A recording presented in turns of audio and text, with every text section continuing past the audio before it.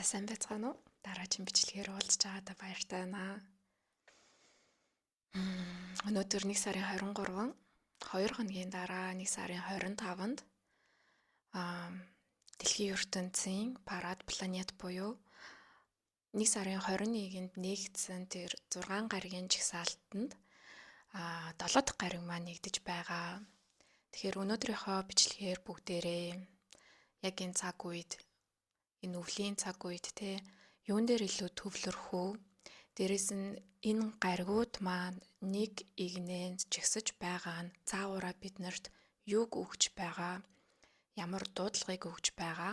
Тэгээд түүнд яаж бэлтэх үү талаар илүү нарийн гүнзгий ярилцах гэсэн юм аа. Тэгээ надад бас зарим нэг асуултууд орж ирсэн. Тэр нь юутай холбоотой вэ гэхээр энэ цаг үед манифест хийх үү, хэрхэн яаж манифест хийх үү гэх мэтчлэн мөн бясалгал хийх гээд суухаар төвлөрч чадхаа болчиход байна. Хэрхэн буцаад төлөв байдлаа мөн төвлөрлөлтөө өөртөө ер нь тогтоох уу те иймэрхүү талын асуултууд орж ирсэн байгаа. Мөн ямар нэгэн гайдд буюу одоо чиглүүлсэн бясалгалууд хэр үр нөлөөтэй вэ? Мөн одоо чакра системүүдийг цэвэрлж яхад, эдгэж яхад дуу сонсоод YouTube дээр өндөр давтамжийн дуунуудыг тавиад хийх нь бясалгалаа хийх нь хэр бас үр нөлөөтэй байдаг вэ гэх мэтчлэн асуултууд орж ирсэн. Тэгэхээр юуны төрөнд юун дээр ярих гэсэн бэ гэхээр энэ гариг ертөнцийн жигсаал нь цаанаасаа биднэрт ямар боломжуудыг нээж өгч байгаа вэ гэхээр илүү дотоод дуудлага, дуу хоолойтойгоо нэгдэх, өөрийнхөө яг дотоодоос таны энэ ертөнц дээр ирсэн сүнслэг зорилгочин, сүнслэг утга учирчин юу юм бэ гэдгийг илүү тодтгон харуулах ийм цаг үеийн шинжилэл болж байгаа. Хүмүүс тэгээд энэ дотоод дуудлага гэдэг зүйлийг бас нарийн сайн ойлгохгүй байгаа юм шиг санагдсан. Энийг одоо жишээлх юм бол эмэгтэй хүн төрөөд хүүхдээ хөхүүлдэг те. Тэнгүүд тэр нэг хүүхний сүү тэр хүний хөх одоо чинэрж байгаа тэр нэг үйл явц одоо яг дотоод дуудлага шиг гэсэн үг байхгүй юу? Бид нэр одоо за одоо яг ингээ хөхүүлээ. Одоо яг ингээ гэд тэр нэг байгалийн үйл явцыг контролдох боломжгүй байдагтай адилхан хэрвээ таны ингээл хөх чинрээд ирэх юм бол тэрийг нэг суллах хэрэгтэй те. Тэрийг нэг суллах хэрэгтэй, гаргах хэрэгтэй байдагтай адилхан бидний яг дотоод амьдралын утга учир, дотоод дуу хоолой яг юм сулрах хэрэгтэй байдаг. Тэр нь цаанаасаа ингээд дүүрээд ирдэг. Дүүрээд ирэхээрээ тэр энерги нь хит ихтээд эсвэл дотоод дуу хоолой ингээд тархин дотор цаанаасаа юм тархинаас яриа өгөх биш. Цаанаасаа ингээд ундраад юм хуваалцах хэрэгтэй тэр шаардлага нь гарч ирээд байдаг. Энийг бас жишээгээр авч үзэх юм бол одоо адуучин хүн байлаа гэж бодоход зөндөө олон адуутай тэгтээ нэг хайртай 1-2 адуу бай гэж бодоход за одоо би нэг энийг салхилуулъя да, уны дааж гэдэг юм уу те. Тэгэж нэг үйлдэл хийдэг биш. Харин тэр адуутайгаа хамтдаа салхилах нь гоё, адуугаа унах нь гоё. Тэр мэдрэмж нь одоо цаанаас нь өөрийг нь дууддаг болохоор хийдэг зүйлс гэсэн үг. Дууддаг болохоор хийхгүй байж чадахгүй, хийхгүй байхаар яг таны ямар нэгэн хэсэг, аль нэг хэсэг гацаад байгаа юм шиг. Тэр яг гадагшлах хэрэгтэй байхад уягдаад байгаа юм шиг тийм дуудлага гэсэн үг. Тэгэхээр энэ зүйлсийн ялгааг бүгдээрээ дотроо ялгаж салгаж сурцгаая. Дотоод дуудлага амьдралын утга учир гэдэг нь бид нэр энэ амьдралыг тоглоом гэж үзэх юм бол хүн болгон янз янзын төвшний тоглоом тоглож байгаа тийм. Төвшин ахаал, даваал. Тэгэд янз янзын тоглоом тоглох сонирхолтой хүмүүс байгаа. Маш хүнд одоо тоглоом. Эсвэл тоглоомны ямар нэгэн хүнд түвшин дээр тавиад тоглох дуртай хүмүүс гэж байхад зүгээр л тэр тоглоомыг хамгийн хялбар аргаар нь зөвхөн тэр тоглоомыг тоглох нь өөрөө ямар мэдрэмж төрүүлдэг вэ гэдгийг мэдрэхийн тулд тоглож байгаа хүмүүс ч гэж байгаа. Тэгэхээр бид нөр өөрсдөндөө эхлээд энэ амьдралдаа яг ямар блок, ямар шаардлага, стандарт одоо энэ нийгмийн үзэл баримтлал гэдэг зүйлийг тарих ухамсартаа хийчээд байна гэдгээ ажиглаж үзэх хэрэгтэй.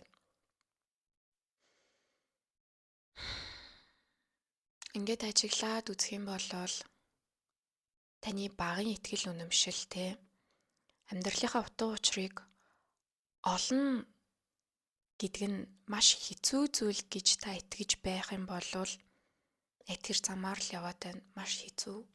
Энийг ч оролдож үз чинь, тэрийг ч оролдож үз чинь бишээ гэлтэй энэ тэндгүү хайгаал. Яг тэр нь мөнгө олох хэцүү, хүнийг хайрлах хэцүү, гэр бүл зохиох хэцүү, хүний итгэлийг олох хэцүү, хүний итгэлийг даах хүн одоо энэ дэлхийн хорвоо ертөнцид байхгүй ч гэдэм юм уу. Ингээд яг хэцүү, байхгүй, блоктой, зангилаатай одоо иймэрхүү итгэл үнэмшлэр явж байгаа хүмүүс нэг төрлийн тоглоомыг хамгийн хүндрүүлсэн хэлбэрээр нь л тоглох гээд байна л гэсэн үг л дээ. Би хамгийн хэцүү тоглоомыг тоглож чадсан гэдгээрээ нэг мэдрэмж авах гээд байна тийм. Буцаагаад бид нөр өөрсдийнхөө итгэл үнэмшлэр тоглоомыг зүгээр л гоё амархан болгож болдог. Заавалжгүй өөртөө цаг хугацаа тавихгүйгээр тоглож бас болдог. Гэ бодоод үзэх юм бол амьдралын утга учир гэдэг зүйл бидний дотоод дуу хоолой чангарч ирдэг зүйлс ер нь бол сайн ухаж түнхөөд бодоод үзэх юм бол бидний үнэлгээ болцсон бүр хэвийн мэд санагддаг амархан хийгээд сурцсан тэр дадал тэр хэв маягт бас багадаа дуртай байсан зүйлсүүдэд байдаг. Багадаа та яг юу хийх дуртай байсан? Юу хийгээд суухаар танд амар амгалан өгдөг байсан? Юу хийгээд суухаар та хамгийн их цаанаасаа энергиэр дүүрээд ад жаргалтай мэдрэмж аваад өнгөрж, хөөрж зүгээр л цаанаасаа өөрийгөө итгэвчүүлж чаддаг байсан? Юу таныг хамгийн их дууддаг байсан? Ямар ч энэ надад сайн, энийг хийснээрээ би ингэн тэгнэ гэдэг ямар ч төлөвлөгөөгүйгээр энэ зүйлийн ар дээр намайг мөнгө, төгрөг, алдар нэр хүлээж байгаа гэдэг ямар нэгэн уяас хүлээс тийм бодолгүйгээр яг юун дээр таны нүдчин асдаг байсан, таны сонирхолчин өдөөгддөг байсан гэдэг зүйлсүүд дээр бидний амьдралын утга учир бидний хамгийн сайн хийж чадах зүйлс маань бас явж байдаг. Бид нар зүгээр л хамгийн хялбар зүйлийг одоо өөрсдийнхөө хийж чаддаг зүйлээ өөрсдөнд чинь дэндүү хялбархан болцсон болохоор энэ биш. Ямар нэгэн хүнд хэцүү юм, ямар нэгэн одоо дааж давшгүй зүйл тэнд байх ёстой. Тэгээ тэр нь миний амьдралын утга учир байх ёстой гэж бодсон байдаг. Бид нар хин нэгний маш хэлбэрхэн хийгээд байгаа зүйл нь магадгүй танд тэр өгөгдөл байхгүй болохоор хэцүү харагдчихэж магадгүй. Тэгэнгүүт энэ хүн шиг, тэр хүн шиг гэд бас өөрсдийгөө нэг хайрцагт оруулсан байдаг. Тэгэхээр та багадаа найзуудыгаа эвлэлдэн нэгдүүлж тоглох дуртай байсан юм уу? Та бусдыгаа манлайлах дуртай хүүхэд байсан юм уу? Та яг одоо ямар ур чадварыг хамгийн амархнаар хийж чаддیں۔ Одоо хүний өмнө та суугаад ярихаас айдаг хүүхэд байсан уу, айдаггүй хүүхэд байсан уу тийм. Манайхаа би та нарт нэг гоё юм яриад өгье гэд урайлж чаддаг нь байсан юм уу, чаддаггүй нь байсан юм уу? Эсвэл та тийм чимхлүүр ажлыг илүү хийхээрээ ер нь бол нэг хөшигний цаанд байгаад бусдад туслаад яг нэг тэр найзуудынхаа гаргаж чадахгүй байгаа зангилааг нь гаргаж өгдөг байх та илүү ач жаргалтай байдаг байсан юм уу? Одоо бид нэр тэг хүүхэд байхдаа ингээл тоглож байхдаа нэг төмөс булаал тоглоё гэж бодъё л тоо. Тэгэхээр тэр төмсийг за манайхаа одоо ингэж булаад ингэдэж шүү гэд нэг зааварчилгааг нь өгчдөг хүн нь бэ гэж бодъё. Тэнгүү тэр зааварчилгааныхын дагуу тэр нүхийг нь ухаад тэр төмсийг нь одоо юмд ороож боогоод хийгээд дээрээс нь шороогоор булаад тэнгүү тэнд нь хин нэг нь тэр мөчрийг нь тавиад галыг нь асаагаад ч гэдэг юм уу. Энэ бүх үүрэг ролын аль нь илүү та юм шиг санагддیں۔ Та багадаа зураг зурах дуртай хүүхэд байсан болвол яагаад хизээнээс та энэ чадвараа, энэ мэдрэмжээ, энэ одоо зүгээр л цаанаас ч ирдэг энэ дуудлага хинч таныг зургаа зур гэж шаардаагүй байхад цаанаасаа суугаад тэр орж ирж байгаа санаануудыг дэвтэр дээр буулгадаг тэр чадваруудаа яг хизээнээс өнгөтөлцөн. Яагаад энэ зүйл надад ямар ч хэрэггүй юм байна, ашиггүй юм байна. Би энэ зүйлээр хэний ч анхаарлыг татахгүй юм байна. Бас ирээдүйд мөнгө олохгүй юм байна гэд өөрийгөө өнгөтөлцөн. Тэр цаг үе мөчүүд чи яг хаана байсан тийм. Магадгүй та найзуудынхаа дунд хэн нэгний дунд гошүлэг унших дуртай хүүхэд байжээ. Аль эсвэл дуулах дуртай ч гэдэг юм уу тийм. Тэгээд тэрийг хинч таныг заавал хийгээгүй байхад заримдаа нэг ээж авчин явцсан байх үед тэр нэг ганцаардал гэдэг энергийг та яг юу болгож хувьсан одоо өөрчилдөг хүүхэд байсан гэдгээ санаад үзээрэй. Бидний хүүхэд насанд маш их бидний дотоод сэтгэлийн, гүний, далд ухамсарын сүнслэг кодууд явж идэг. Хүүхэд насандаа та энэ дэлхийн ертөнцийг яг яаж хардаг байсан юм? Тийм шидэд байдлаар хардаг байсан юм уу? Та хэр их үлгэрд итгэдэг хүүхэд байсан бэ те? Яг ямар Google-ийн кино та үзээд ямар үлгэрийг уншаад хөөх гэд нүдчин асаж байсан бэ гэдгээ бодоод үзээрэй. Хөөх ямар Google-ийн кино танд хамгийн их урам, хамгийн их ухаарал өгдөг байсан бэ? Гэт энэ бүх зүйлсээ бид нэр буцаад хүүхэд нас руугаа ухаад бодоод үзэхээр тэнд бидний өөрсдөө итгэвчүүлж энерги солилцоогоо зөв оруулах тэр нууц хаалга, код, нууц ертөнц байдаг. Бид нар бясалгал хийгээд суух гэж байгаа сэтгэл нь чухал уу? Эсвэл яг ингэж хийх нь зөв, тэгэж хийх нь зөв гэд хин нэгний хязгаарлалцсан тэр хайрцаг нь чухал уу гэдгийг та бодоод үзээрэй. Одоо бидний хүүхэд ч юм уу те зөвөр л өөрсдийнхөө ойр дотны харилцаан дээр жишээ аваад үзэхэд нэг хүн ингээд тэрийг хийчээрээ гингүүд нэг хийх гээд оролдоод юу ч гэсэн тавьсан байгаа тэр сэтгэл нь чухал уу? Аль эсвэл яг таныхаар яг ийм байх ёстой гэж захиж одоо тулгаж үлдээснээр чин хийсэн байх нь чухал уу? Ингээ бодоод үзэхээр бид нар яг ийм байх ёстой гэд бодсон энэ тархиныхаа хүлээсээр өөрсдийнхөө хийж чаддаг маш олон зүйлийг үүсгэсэн байдаг.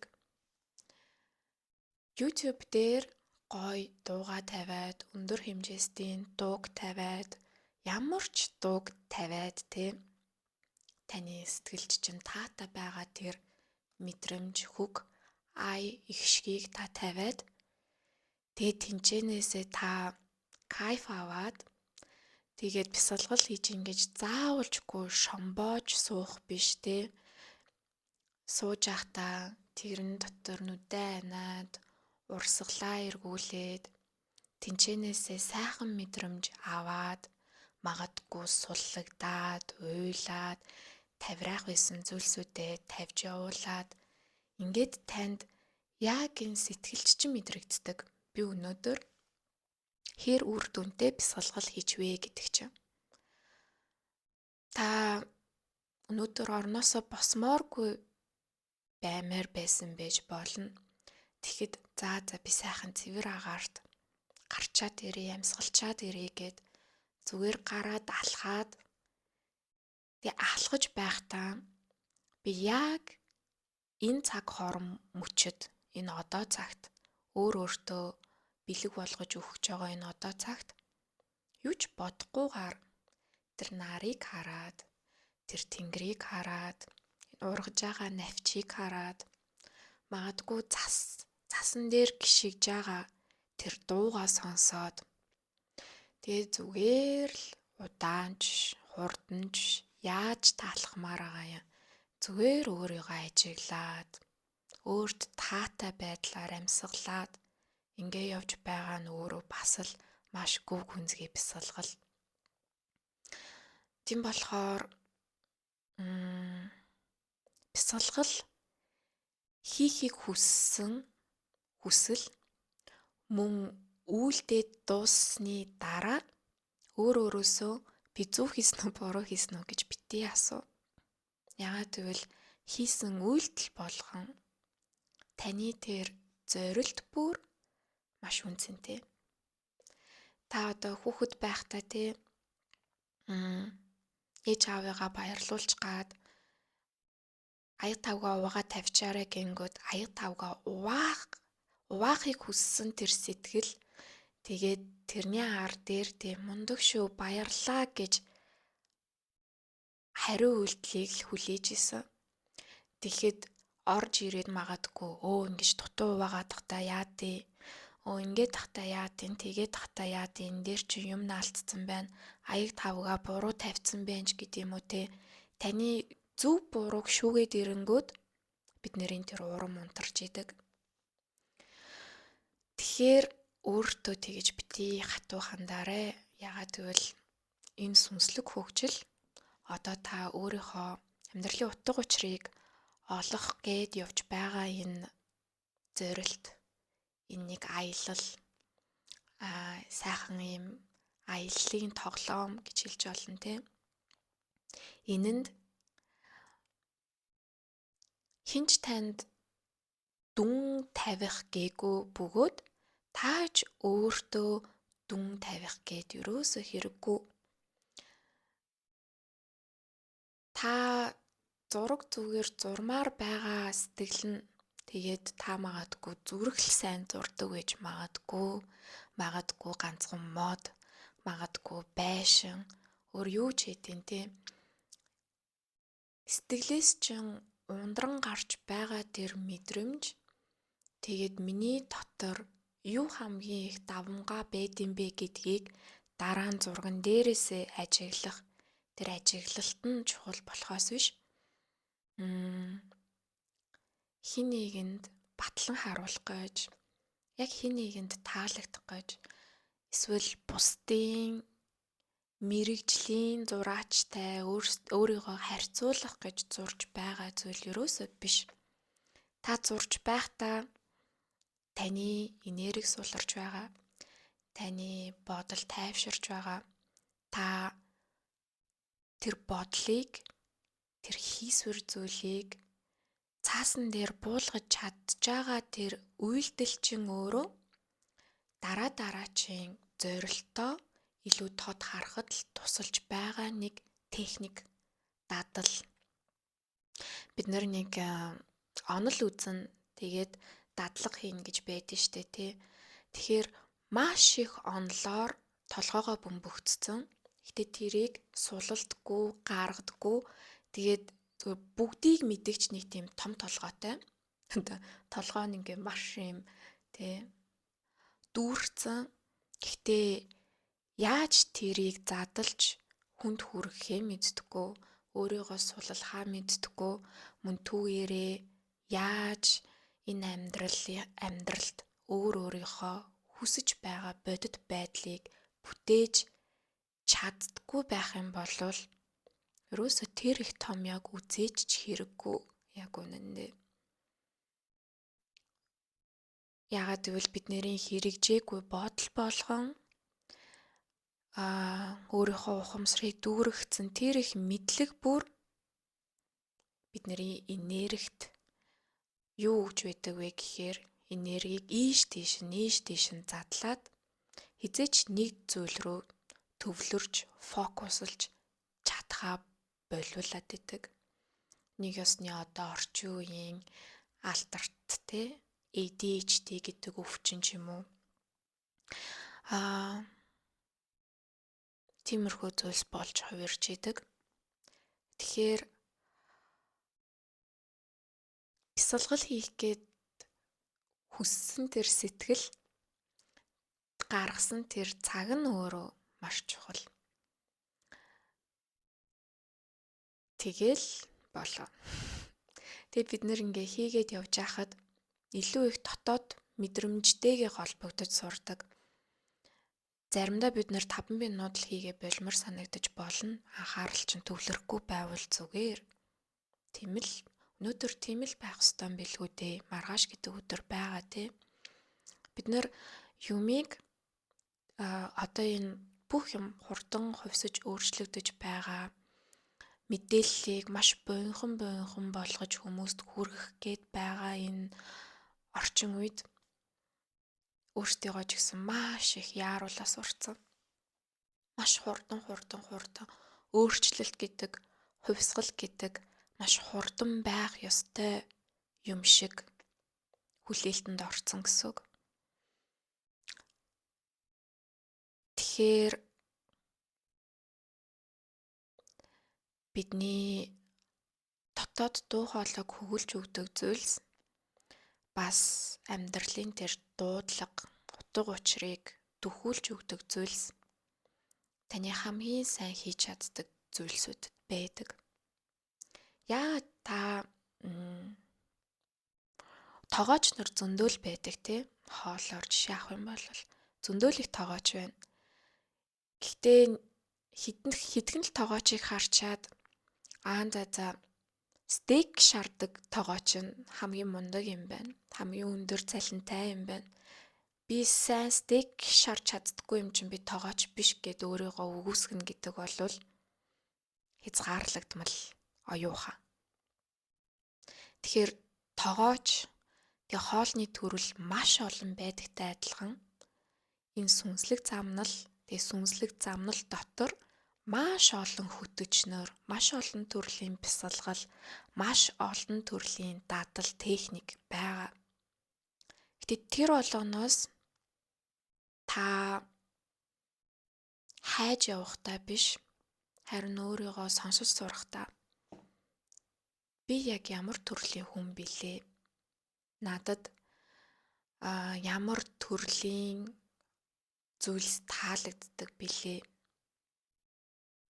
Өөрийнхөө онцлогтой тааруулж сонгож сурна гэдэг хамгийн дүт зам байдаг.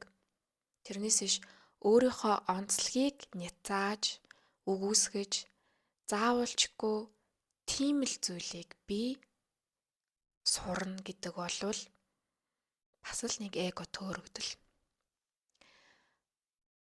Та магадгүй зүгээр сайхан нарийн бов хийх дуртай хүн, нарийн бов хийж тэр сайхан үнэрэнд нь кайф авч тэр халуун нарийн бовоороо хүмүүсийг дайлж тэгээд тэрийг бүр илүү яаж гоёамттай болгох уу гэд бодоод бясалгалдаг хүн байж болно.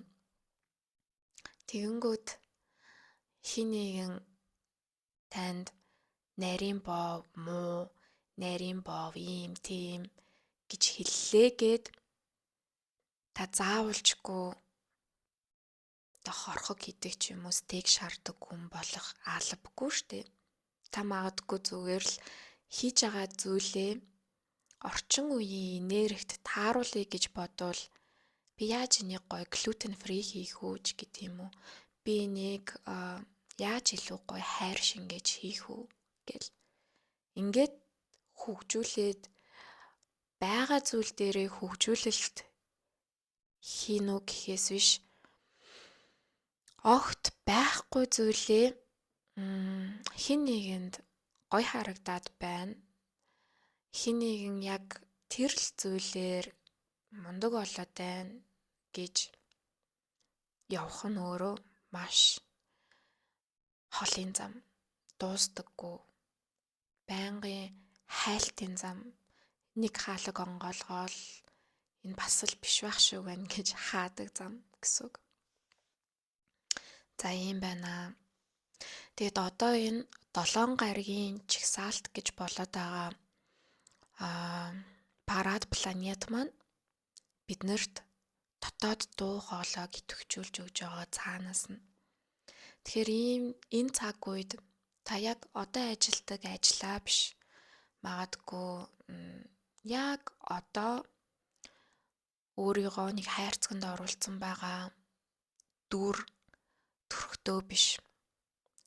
Би яг сайн эзэгтэйч гэдэг юм уу? Би яг ийм, би яг эрдэмтэн, би яг одоо юу гэдэг мундаг жолооч, эсвэл аялагч гэд ингээд нэг юм яг ингмээр байна гэд нэг бидний ингээд нэг юм зүрүүд ухааныг тийшээ чиглэлсэн байдаг тийм. Түр зур хідэн хоног тэрийг мартаад та хинч биш юм шиг суугаад өөрийгөө ажиглаа сонсоод үзээрэй. Яг энэ гариг иргэсэн чагсаалт маань өөрсдөө бидэн дотроос чи яг ямар утга учиртай төрсөн чиний онцлог, чиний тэр өөр дотроосоо гялалзуулж чадах тэр дуудлагыг идэвхжүүлж өгнө. Магадгүй та ямар ч бодлогүй сууж чадах юм бол өөртөө ямар ч зориг тавихгүйгээр ямар ч дүгнэлт хийхгүйгээр ажиглж сонсож чадах юм бол юу таны дотроос хамгийн их хиймээрэн гэж одоо дуудлага болж гарч ирээд одоо тэ сэтгэлээс ч үсрээд байна. Нэг юм бүжинд бол туулаа ингээд дотор чи ингээ үсрээд ороод ирсэн юм шиг юу ингээ хамгийн их ямаар байна. Та магадгүй ингээл зүгээр л байж байгаа л дуу аялмаар санагдаад байна уу? Эсвэл нэг сайхан гой бүжиглмээр санагдаад байна уу? Эсвэл нэг сайхан нэг хүнтэй ярмаар санагдаад байна уу? Эсвэл зүгээр бодож ийснаа өөрөөсөө магадгүй өөр бусад хүмүүсээс уучлалт гуймаар санагдаад байна уу? Эсвэл танд нэг юм мөрөөдлийн нэг тийм өмнө харж үзэж байгаагүй хэрнээ нэх гоё тийм газар очиж үзэх юмсан. Энэ миний энэ одоо бодогдоод байгаа энэ газар ямар газар юм болж гэдэг юм уу? Тийм газар байгаад байна уу? Эсвэл та нэг сайхан амарх юмсан. Би ч уг нь олвол ингэж амрах дуртай. Бусад хүмүүсээс ийм сайхан одоо амралт байдгийг мэдэж аваасай гэд одоо нэг сайхан амралт альжаал тайлах гэдэг зүйл танд бодогдоод бусад хүмүүс ч гэсэн ингэж сайхан альжаалаа тайлж суруул гэд тийм зүйл бодогдоод байна уу? Эсвэл нэг юм ном барьж авч уншмаар санагдаад байна уу? Эсвэл аль дээр үед мартагдсан байсан киногоо дахиад нэг сэргээгээд үзчмээр санагдаад байна уу? Энэ бүх санагдаад байх зүйлсээ буцаж санах гад байгаа зүйлсээ ажиглаад үзээрэй. Ямар нэгэн зорилгонд оруулахгүйгээр, ямар нэгэн хайрцаг хэв маяганд байрлахгүйгээр дотоод хоолоогоо чөлөөтэй тавиарай. Тэгэд энэ дээр нэг ялгаа хэлж өгөхөд бид нар дотоодоос гарч байгаа зүйлс яг эндээс нэг прожектор те одоо яг ийм киног бид нар ийм тархинасаа ингэж цацруулаад ингээд нэг хаанан дээр ингэж үзгээд байгаа юм шиг бишээр яг энэ цээжнээс, яг энэ зүрхнээс ургаж гарч ирдэг. Яг зүрхнээс бид нар толгоогоороо төвлөрөөд байгаа зүйлс хит их толгоогоороо төсөөлгөөл одоо энэ мөн одоо тэр мөн одоо ингэж байгаа юм болоо одоо тэгж байгаа юм болоо гэдэг байгаа зүйлс яг бодоод үзэх юм бол таны гавлын ясыг маш их хүндрүүлсэн байдаг. Толгойг чинь өвтгцэн байдаг. Нэг л мэдхэд айгу ингүүлсэн байдаг. Одоо хөмсгөө зангидуулсан байдаг. Тэр нэг юмыг ингээ барьж авахын тулд те энэ мөн үү тэр мөн үү ингээд байгаа юм болоо тэгээд байгаа юм болоо гэд ингээ барьж авахын тулд бид нар маш их энэ мэдрэлийн системүүдээ ажилуулсан байдаг. Зангилсан байдаг. Тэгэнгүүт яг сэтгэлээс ургаж гарч ирээд байгаа зүйлс энэ зүрхнээс ургаж гарч ирээд байгаа зүйлс танд мэдрэмжүүдийг өгдөг. Энд нэг яа тэгээд би ингэж чадхал юм бах таа гэл нэг айц ч юм уу те цаана найзч байгаа юм шиг тэгснээ нэг юм сэтэл нэг юм сайхан мэдрэмжж байгаа юм шиг тэгтээ бас тэгвэл гоё доо гэл те нэмэтсэн чи ингээ зүгээр л ийм тоглож байгаа байдлаар хүүхдүүдээ бага байхдаа нэгэнтэйгээ нэг айл гэр болж тоглодог те эсвэл та ганцаараа нэг юм Google-тэйгээ ч юм уу машинтайгаа ч юм уу те тоглож байгаа нэг тийм үед бид нар нэг ингэж тоглодгоо штэ те нэг юм цаанаас ингээл нэг ургаж сэдээд ургаад яваад идэг зүйл гэсэн үг. Тэгэхээр яг энэ зүрхнээс энэ цээжин хаваас ийм гоё одоо тусгал прожектор одоо энэ хаананд тий цав цагаан хаананд ийм кино тусаад байгаа юм шиг мэдрэмж төрнө.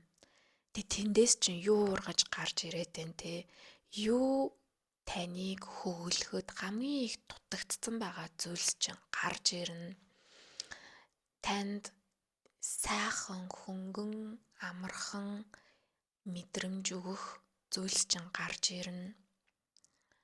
Та магадгүй үнэхээр гоё гэр бүлээ зөв зохиож чадсан хүн гэж өөрийгөө бодож ивэл та яагаад цаашаа энэ сайхан чадсан энергиэрээ бусад гэр бүлийг баттай, тогтвортой байлгахад яаж сайн нөхөр байснаа ч юм уу яаж сайн эхнэр байснаа хуваалцаж болохгүй гэж энэ юу ч байж болно. Тэгэхээр яг тэр цээжнээс чинь урган гарч ирж байгаа зүрхнээс чинь хөглөгдөж байгаа зүйлээ сул тавих хэрэгтэй гэсэн үг. Тэгээд тэр хоосон ханан дээр өрнөж байгаа тэр мэдрэмж киног ямар ч дүгнэлт тайхгүйгээр яг зүгээр л нүдэрээ үзнэ. Толгоондоо боловсруулах гээд байх шаардлагагүй. Би чадахгүй инхийн тулд надаа баг хамт олон байхгүй намайг дэмжихгүй гин тийм юм хийвэл намайг галзуу гэж бодохгүй гэн ерөөсө тийм юм хийхгүйгээр яг энэ сайхан одоо ингээд 23, 24, 25, 26, 27 гээд энэ сайхан нэг сарын сүүлийн 7 хоногудад өөрийгөө зүр сэтгэлээс чинь ямар дуудлага, ямар төсөөллүүд, ямар мэдрэмжүүд гарч ирж байгаагаа тэр чигт нь буулгаарай.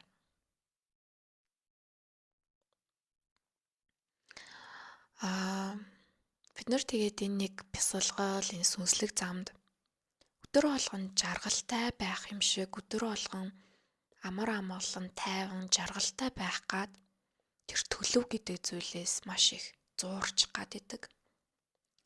Гэхдээ энэ төлөв гэдэг зүйл чинь урсч л байдаг, ирж л байдаг, явж л байдаг зүйл.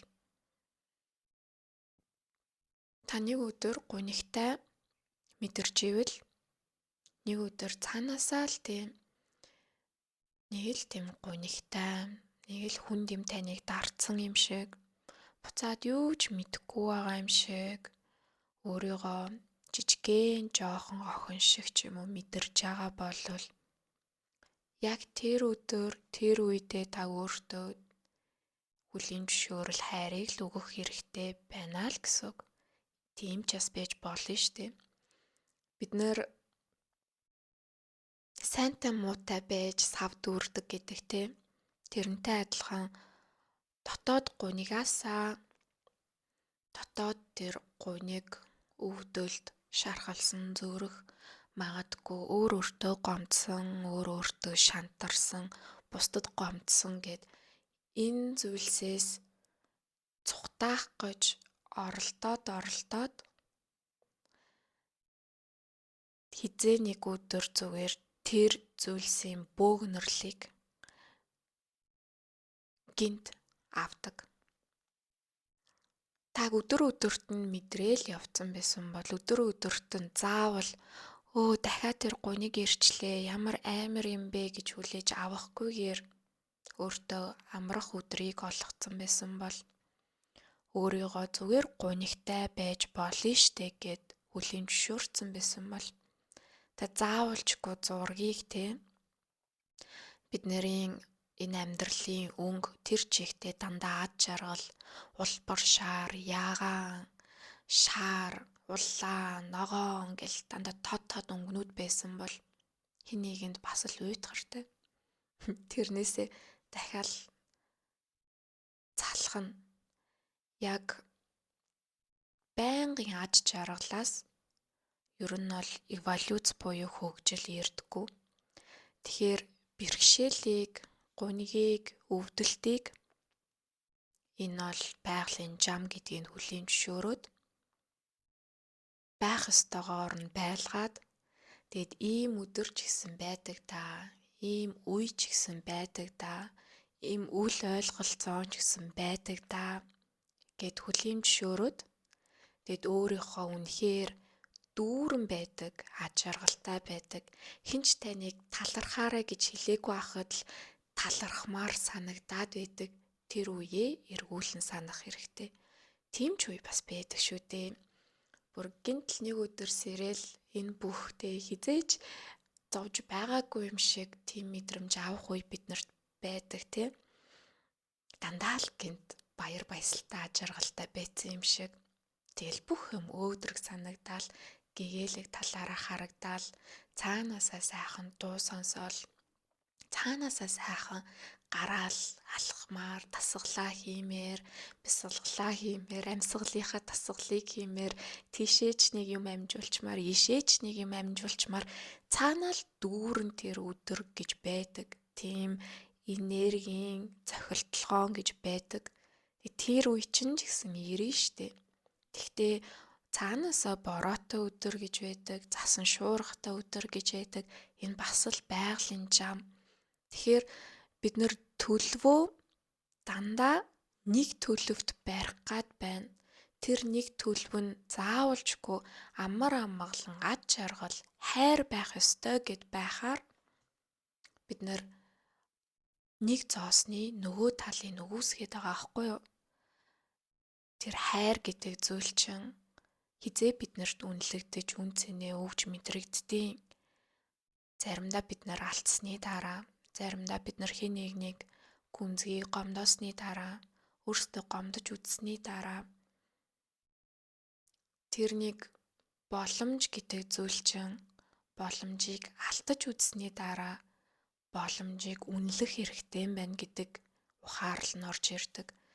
Тэгэхээр юмны хоёр талыг нь өгөөсгээд заавал нэг талаараа л явчаасай гэд байгаа нь өөрөө бид нэр юмыг контролдох гээд байна гэсэн үг аахгүй юу?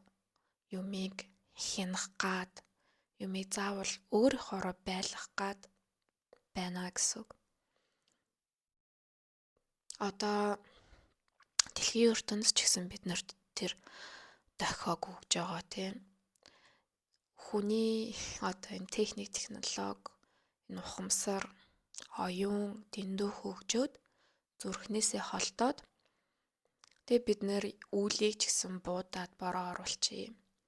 Тэр нутаг дэвсгэрлэлөө одоо үйл явуулахгүй тэрийг одоо ургац ногоог нь муу байлгах чи бороо оруулахгүй гэл салхийг ч хүртэл удирчиж гал үүлийг ч удирчиж гал дандаа л нэг нарлаг өдөр байлгах гал ингээ байгалийн тогтолцоонуудыг бид нэр өөрчлөх гэж үзээгүй биш үзсэн өндөр техник технологиуд гарч ирээгүй биш гарч ирээл явж л байгаа. Тэгтээ эцсийн эцэст байгаль өөрөө маш хүчтэй. Бид нөр өөрсдийгөө өндөр дээрээс онгоцон дээрээс хараад үзэх юм бол зүгээр л нэг иймэрхүү том хэмжээний одоо за алга дарам том хэмжээний мөндөрл тэнгэр дээрээс тас гэл буугаал унахад бид нэр хинч биш шүү дээ. Үхэн тэнд бэртэн зовно. Тэгэхэд бид нэр зам ёсны зүйлийг дэндүү удирдах гад хичээдэг. Өөрсдийнхөө зам ёсны өгөгдлүүдийг ч гэсэн өөр хүний зам ёсны өгөгдөлтөө хүртэл бид нэр өрсөлдсөн явж идэг.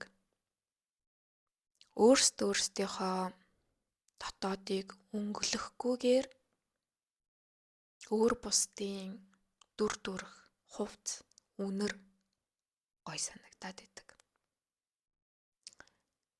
Инхээр байнгын тэр хайлт, хайгууланд орчоод байгаа юм.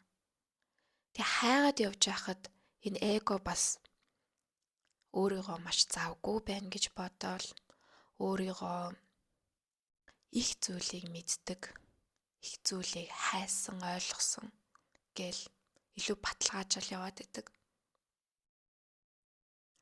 Тэгэхээр энэ төлөвч гэсэн урсчил идэг зүйл. Гэхдээ энэ төлөв гэдэг зүйлийг сэтгэл хөдлөл, уур уцаар, энергис хоролцтой андуурж болохгүй. Манипуляц, хэн нэгэн лөө хариуцлагыг буухах чихэх зүйлтэй андуурж болохгүй. Энэ төлөв гэдэг зүйл дотор мэдрэмжтэй холбоотой бидний дотоод дуу хоолой, дотоод цэвэрлэгээтэй холбоотой зүйл гэдэг. Энэ зүйл миний дотор байна шүү. Магадгүй минийх ч биш, би дэлхийн ертөнцийн долгионд автомжийг ч мэдэрж иж болно.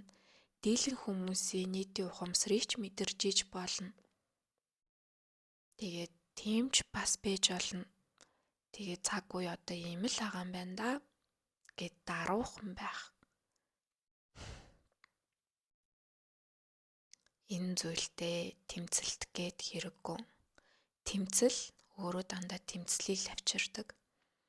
Бид нэр дайны эсрэг гэл өөрсдөө дандаа дайныг л дуудаж идэг. Өвчний эсрэг гээд өвчнийг л илүү идэвхжүүлж идэг. Яагаад гэвэл сөрөг зүйл дээр бидний ухамсар илүү төвлөрсөн байгаад сөрөг зүйлийн эсрэг тэр нь сайн сонсогдож магадгүй л дээ тий. Ядуурлын эсрэг, өлсгөлөнгийн эсрэг, зовлонгийн эсрэг, шудраг бусын эсрэг, дайны эсрэг галын эсрэг гэл би ийм хүн гэж гарч ирж байгаа нөөрөө тэр сөрөг зүйл дээр байгаа зүйлд та анхаарлаа өгч тэрийг л илүү хоололж байгаагийн шинж бид нэр хоололж байгаа бол тэрний эсрэгч гинүү, тэрний төлөөч гинүү, эсэргүүцэж байгаа зүйлс өөрсдөө дандаа л эсэргүүцлийг авчирч идэг. Тэгэхээр таныг хэн ч эсэргүүцэж болно. Таач ямар нэгэн зүйлтэй санаа нийлэхгүй байж болно. Гэхдээ зүгээр л бүгдийг нь ажиглал орхи. Та бүгдийг нь мэдж байгаа, харж байгаа, бусд нь ч гэсэн мэдж байгаа, харж байгаа.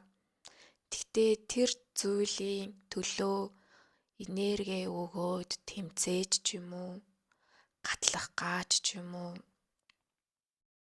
дэмжээж ч юм уу, тийх ямар ч шаардлагагүй. Зүгээр л бид нэр бүгдийг харж байгаа, мэдж байгаа. Бас та төлөвөө өөрийнхөө дотоод мэдрэмжийг би хинбэ гэдгээ ямар баймаар байгаагаа бодит байдлаа ямар байлгамаар байгаагаа ч гэсэн та мэдж байгаа. Та харж байгаа. Та жаргалыг хүсэж байгаа. Амар тайвныг хүсэж байгаа. Тэгэхээр бүгдийг ажиглаад мэдэж байж болно.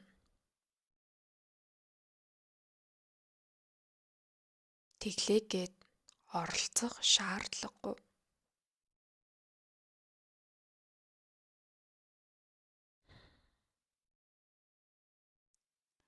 Ийм байна.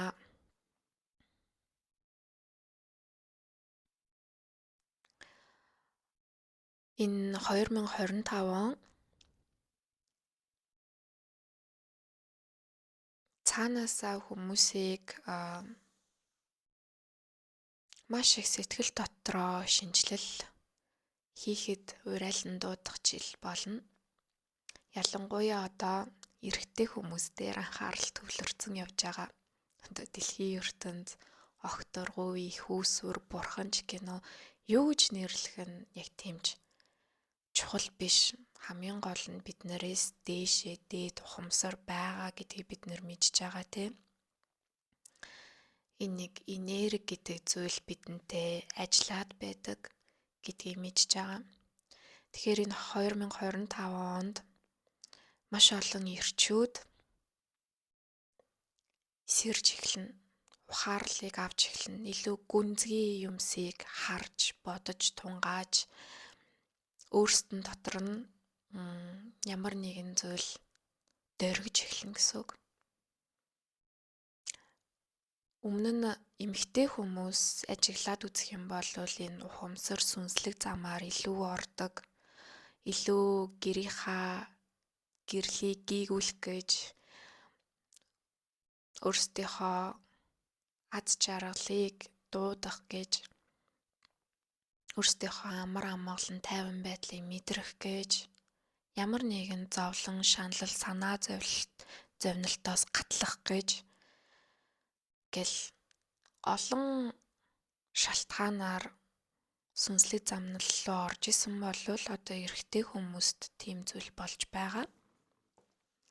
Тэгэд эрэгтэй хүмүүс, эрэгтэй энерги гэдэг арай илүү хатуу гэдгийг бид нар мэднэ тийм.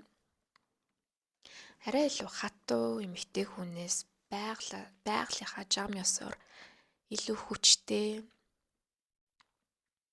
илүү булчинлагч гэж хэлж болно. Тэгэхээр эрэгтэй хүмүүсийг ихэвчлэн яг юун дээр илүү хорогдсон байсан, донтцсон байсан гэдэг зүйлүүдээр нь савлуулж, тэгэлж, тэг зогсолтонд оруулж сэрэж эхэлнэ. Тэгэд энэ зүйлээс ч гэсэн хажууд нь байгаа эмэгтэй хүмүүс битгий айгаараа, битгий шууд туслах гэж аврагчийн дүрд ороорой. Битгий за энэ зүйлийг л алдахгүй тулд өөр юу ч байсан яах вэ гэд те гарч ирсэн ихний 1 2 одоо санал хүсэлтэнд битгий заа гэж хэлээрээ. Ягаад гэвэл ихэвчлэн эрэгтэй хүмүүс дээр амжилт, эгоны нэгэнтэйгээ өрсөлдөх, янз янзын зүйлээрээ те хэмжээ дамжаагаараа өрсөлдсөн, их багаараа өрсөлдсөн, мөнгө төгрөгөн дээр их ач холбогдол өгсөн явж идэг болохоор яг тэр зүйлүүдээр нь дайралт, ухамсарын одоо шанаач гэж хэлж болно орж ирнэ.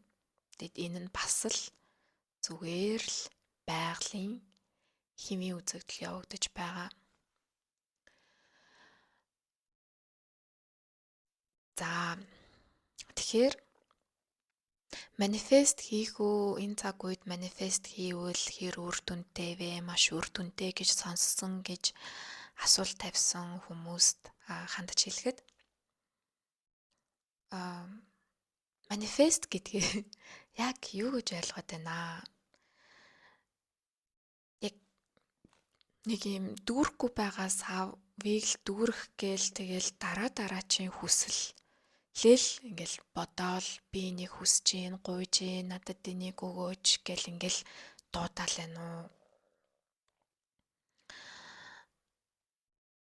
Манифест гэдгийг те яг юм бясалгалын байдалтай одоо залбиралтай андуураад байна уу гэдэг асуулт бас тавьмаар санагдсан. Яагаад гэвэл яг энэ цаг үед яг ямар техник илүү хэрэгжих вэ гэхээр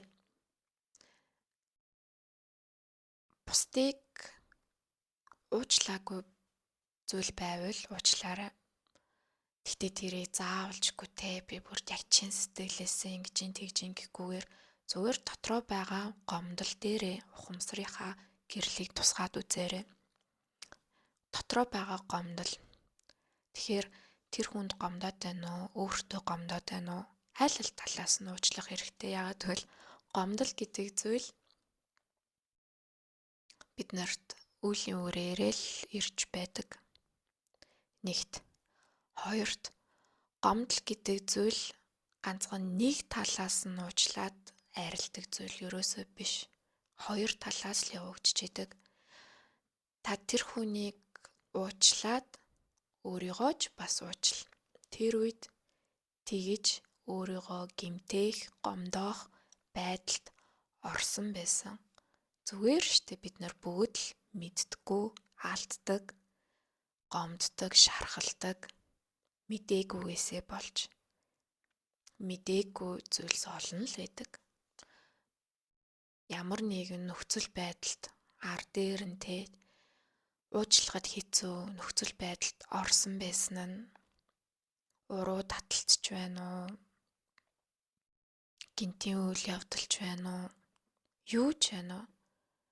Нэгт таа ч гэсэн мдээгүй, хоёрт та ад жаргал хүсэж л ямар нэгэн тайвшрал хүсэж л явж исэн баг. Гуравт нөгөө талаас ирж байгаа зүйлийг л ганцхан уучлах гээд байх биш, өөрийгөө бас уучлах хэрэгтэй. Зүгээр би өөрийгөө ч гэсэн уучлж байна. Бид нэр ямар нэгэн гомдсон зүйлийнхаа талаар яг ярьчих гэхээр заримдаа хитрхийн эмзэг сэдв юм шиг санагддаг. Гэтэ өөртөө үнэнчээр яриад эхлээд өөрөөсөө уучлаарай. Өөрөөсөө уучлалт гуйгаарай. Тэгж тавьж явуулаагүй зүйлс байгаа болвол тэг заавалжгүй уйлаал ингээл тэгээд ах шаардлагагүй зүгээр л орж ирж ивэл зүгээр л дахиад бодолч чин санамсарч чин орж ирж ивэл тэмээдэн би өөрийгөө ч уучлж байна. Тэр нөхцөл байдлыг ч уучлж байна. Тэр хүнийг ч уучлж байна. Би уучлж байна. Би нэг зүгээр л гоё уучлахад бэлэн байна. гэл болоо. За тэгээд талархаарай. Талархах зүйлсээ бүгднгийн сайхан чагсааж бичмээр бол биччихээрэй. Өнөөдөр энэ бичлэгийг үзээд сууж байгаадаа тийм цаг хугацаа байгаад, боломж нь байгаад, танд эрүүл саарвал ухаан нь байгаад, сонсгол нь байгаад, нүд нь байгаад талархаарай. Таны бие чинь эрүүл саарвал байгаад талархаарай. Та өвчтөй байсан ч хамаагүй талархаарай. Ягаад гэвэл өвчин гэдэг чинь буцаагаад маш ухаалаг зүйл. Өвчин гэдэг чинь бие чинь эрүүл болох гээд эрүүл байснаа танд сануулгах гээд өвчин танд ирж байгаа. Уг нь хоёулаа эрүүл сайхан жаргалтай байсан шүү дээ. Тэгэхэд хардаа ингээд өвдсөн байна. Би ингээд өвдөөд байна. Яагаад ингэж өвдөхөд хоёулаа хүрвэ гэдэг л нэг юм санамж болохоос биш. Та өвчтөй хүн биш гэсэн үг. Таны бие чинь тэрийг эсэргүүцээд танд дохио өгөөд одоо ямар нэгэн галт түүмэрг одоо гэрч чинь гал гарахаас өмнө танд утаа үнэртэж эхэлдэж штэ. Утаа үнэртэл угаартаж эхлэх гэл. Тэгэнгүүт та байшаа аль хэдийн шатчлаа гэж боддггүй үсттэй. Та юу үнэртэй байна гэ хайж эхлэн. Энд вэштэй гэд унтрааж эхлэн тий. Яг тэрнтэй адилхан таны биеийн өвчин чинь таныг шууд өхүүлчихгүйгээс аварж байгаа. Тэрнийг утаа байдлаар, тэрнийг угаар байдлаар танд дохио өгж байгаа болвол та тэрэндээ талархаарай. Тэгэхээр тэгж дохио өгөх чадамжтай биетэй байгаадаа, эрүүл биетэй байгаадаа талархаж байна гэж бичээрэй. Гой сайхан үр хүүхдүүдтэй болвол үр хүүхдүүдтэй талархаарай. Тэг үр хүүхдүүдийнхаа болохгүй байгаа зан чанарыг нь харж биш одоо миний хүүхд одоо манифест гэдэг чинь миний хүүхд ямар сахилгагүй юм бэ, ямар үгэнд ордоггүй юм бэ, ямар дуулуургүй юм бэ, яасан хичээлээ хийдэггүй юм бэ, дандаа утас үздэм бэ, ийм бэ, тийм бэ гэдэг юм сөрөг юмнууд дээр нь төвлөрөөд байна те. Тэгээ сөрөг юмнууд дээр төвлөрснөөр бид нэр тэрийг өсгөж идэг. Яаж өсгдөм бэ гэхээр хүүхэд чинь эерэг юм хийсэн байсан ч гэсэн за чи тэгтээ тэгээрэй. Чи тэгтэл тийм шүү гэж сануулж өгöd идэг. Тэгэхээр хүүхдүүд дээрээ төвлөрж байгаа бол байгаа бүх гоё зүйлд нь талархаарай. Эрүүл сарвал байгаад энэ инээдэгдэн сайхан шүн сайхан тайван амгалан унцдагдан сайхан хоолоо эздэгдэн өсөж боожж байгаад нь одоо миний хүү ухаантай шүү, миний хүү сайхан сэтгэлтэй шүү, миний хүү хайраар дүүрэн шүү, миний хүү ээж аавыгаа ойлгож өгдөг шүү гэл ингээд тэр сайхан зүйлүүд дээр нь дахиад талархаад бичээрэй. Өөрийнхөө тав тухтай оронд талархаж бичээрэй. Дулаахан өвлийн хүүтэнд та хөлдөөд өгчээгүй байна. Тэгэхээр дулаахан байгаа орчиндоо талархаарай. Идэж ууж байгаа хоол ундандаа талархаарай. Бас шинэ боломжуудыг нээх хүсэл байгаадаа талархаарай. Өөрийгөө өөрчлөх хүсэл байгаадаа талархаарай. Тэгэхээр би өөрийгөө яг өөрчилсөн гэж хэлэхгүй л дээ. Өөрчлөх гээд байна гэд нэг тийшээ гүгээгүй л дээ. Тэгтэл яг ийм зүйл байна гэдгийг би хүлээн зөвшөөрж байгаадаа өөрийгөө өөрчлөх гэж байгаадаа л зүгээр талархаарай. Бясалгал хийдэгдээ талархаарай. Сайхан тэнгэр хараад тэндээс баяр баясгалыг авч чаддагдаа талархаарай. Бусдыг сонсох хүсэлтэйдээ талархаарай. Бусад таныг сонсдогт талархаарай гэд ингээд маш их талархах зүйлсээ сайхан биччих. Тэгээд яг энэ 25-нд 1 сарын 25-нд энэ 7 гаригийн жагсаалын үеэр таны талархаж бичсэн бүх зүйлс 7 дахин үржигдэнэ гэсэн үг. Үржигдэж уургана гэсэн үг. Тэгэхээр та дансанд байгаа мөнгөндөө талархаарай. Сайхан мөнгийг эдэлж, хэрглэж үдсэн тэр мэдрэмжэндээ талархаарай.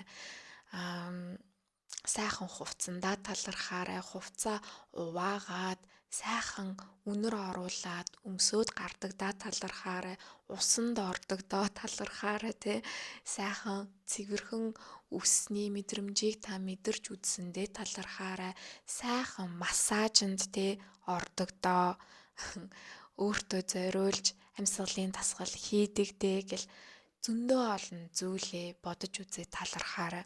Тэгээ тэр зүйлүүд чинь тань дээр итгэвчнэ гэдэг чинь тэр эрүүл мэндийн талархал чинь таны гэр бүл, халуун дулаан уур амьсгалын талархал чинь таны эд баялагын талархал, таны эрдэм мэдлэгийн талархал, таны дотоод дуу хоолойны талархал, зүүн совингийн талархал, мэдрэмжийн талархал гэл алсын харааны талархал гэл энэ бүх зүйл чинь өөрөө байгаа болохоор тэр үрэн байгаа болохоор урганаа л гэсэн үг байхгүй юу?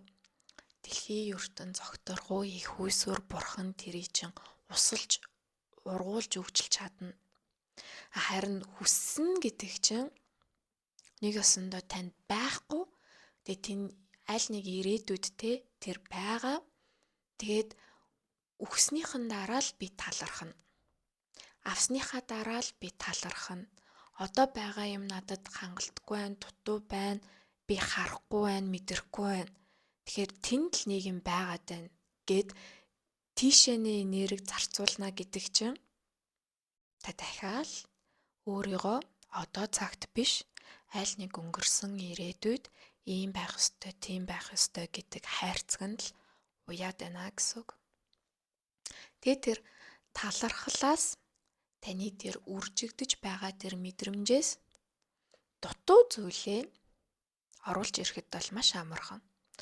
Одоо нэг сайхан та талах байраа тавьсан бэ гэж бодъё л доо тий. Тэр талхаа хуваагаад нэг сайхан масалта талах ич чимсэн гэж бодъё.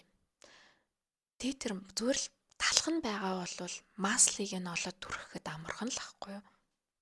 Тэр маслыг нь олохын тулд та тийм их энерги зарцуулахгүй танд тэр талхыг нь хийгээд барьсан ур чадвар тэр аль хэдийн тэр талхны үүрэн байгаа болвол та тэр маслны төлөө тэгж амар зовхгүй штэ тий. Биднэрт аль хэдийн нэг юм ургуулаа тавьсан хөрс байгаа бол суурай ихлүүлсэн зүйл тэр чин өөрөө талархал гэсэн үг. Тэр мэдрэмж гэсэн үг. Тэгэхээр тэр талархал, тэр суурь, тэр үүрэн байгаа болвол тэр ургаа явж байхад та нэг ёлкны модыг те хөрсөнд суулгаад ургуулад ингээ ургаа явж байхад тэр нэг ёлкны модон дээр чимэглээ тавьчих гэрэлнж байна уу, тоглоомж байна уу олдоход амархан л ахгүй юу? Тэр зүйлсээ манифестээр татаж болно.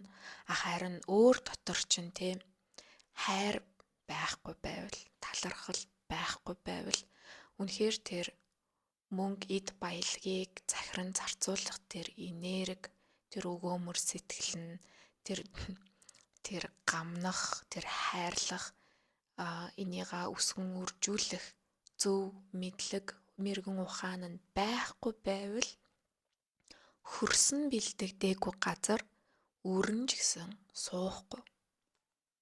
Тийм болохоор танд яг одоо бүх зүйл чинь байгаа. Тэгээ байгаа зүйлүүдтэй талархаад үзэх юм бол яг энэ сайхан энергийн өөрчлөлтийн шинжлэлийн үед Бурхан таны дээрээс шиврээ бороо оруулж өгөөд тэр сайхан энергийг танд өгөөд тэгээ таны үр тариа чинь сайхан ургах нэ. Тэгээ та бол өөрөө бүх зүйл таны дотор бүх юм байгаа. Тэр байгаа зүйлсээ л бүгдээрээ өнгөлж харъя. За тэгээд энэ хүртэл хамт байсан та бүхэндээ маш их баярлалаа, талархлаа. Дараагийн бичлэгээрээ уулзъя.